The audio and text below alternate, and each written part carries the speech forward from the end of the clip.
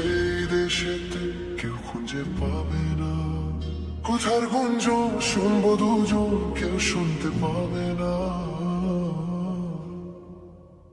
যে দেশে রংধনু এঁকে প্রেমীরা কবিতা লেখে, চলো না সেই দেশেতে কেউ খুঁজে পাবে না। কোথার গুঞ্জন শুনবো দুজন, কেউ শুনতে পাবে না। যে দেশে রামধনু এঁকে প্রেমেরা কবিতা লেখে, চলো না সেই দেশেতে